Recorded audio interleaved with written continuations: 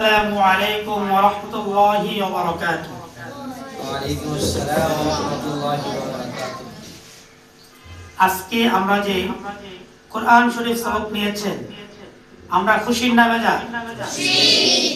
তাহলে আমরা সকলে বলি আলহামদুলিল্লাহ, সুম্মা আলহামদুলিল্লাহ। 17-18 জন কোরআন শরীফ নেওয়া চারটিখানি বিষয়। এখানে কিছু সংখ্যক নিয়েছেন হিফজুল কোরআন সবক এবং কিছু নিয়েছেন পবিত্র কোরআন সবক। সেই জন্য এইগুলো হুজুরে তো অনেক আলোচনা করে গিয়েছেন, আমি এটার উপরে অল্প কিছু আলোচনা করব, বেশি কিছু না। 5 থেকে 7 মিনিট, যেহেতু পরীক্ষা আছে, বোর্ড পরীক্ষা, সেই জন্য লম্বা করব না। আজকে যারা কোরআন শরীফ নিয়েছেন এবং অতীতে যারা নিয়েছেন এবং হিফজ যারা পড়ছেন, আপনারা সকলেই যারা পারেন তো পারেনই, আর যারা পারেন না, আজকে থেকে সর্বপ্রথম কাজ হবে আয়াতুল কুরসি মুখস্থ করা। কি করা? আয়াতুল কুরসি মুখস্থ করা প্রত্যেকে করতে হবে, যারা কোরআন শরীফ পড়েন এবং হিফজ পড়েন, কেউ বাকি থাকতে পারবে না। প্রথম নম্বর। দ্বিতীয় নম্বর হলো সূরা হাশরের 3 আয়াত।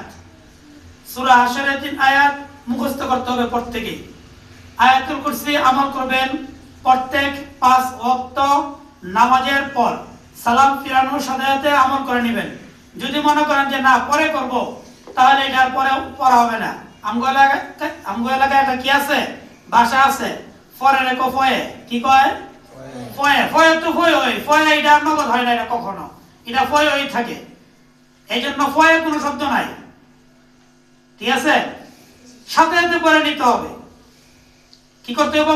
5 ওয়াক্ত নামাজের পর পর আয়াতুল কুরসি কি করতে হবে? পড়তে হবে। 2 নম্বরে সূরা হাশরের 3 আয়াত ফজর এবং মাগরিব নামাজের পর জাকাত বসেই পড়তে হবে, আয়াতুল কুরসি সহ।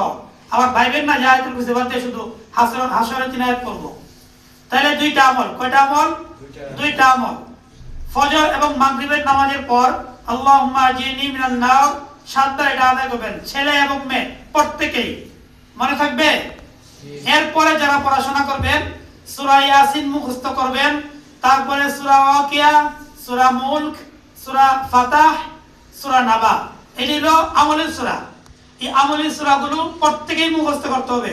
তারপরে আপনি হিফজ পড়েন, ইঞ্জিনিয়ার হন, ডাক্তার হন, ম্যাজিস্ট্রেট হন, ব্যারিস্টার হন, উকিল হন, পুলিশ হন, আর্মি হন, যা মন চায় তা হন, কিন্তু এগুলো পড়ে তারপর আপনি অন্যদিকে যান, ঠিক আছে? তো এগুলো পড়বেন, এই আমলগুলো করতে হবে সবসময়, আজীবন, যতদিন আমরা বেঁচে থাকবো ততদিন করতে হবে। পারবেন ইনশাআল্লাহ? আমার কথা বুঝছেন? কে কে পারবেন না হাত তুলেন। মাশাআল্লাহ, সবাই বুঝছে। দিলে কে কে পারবেন?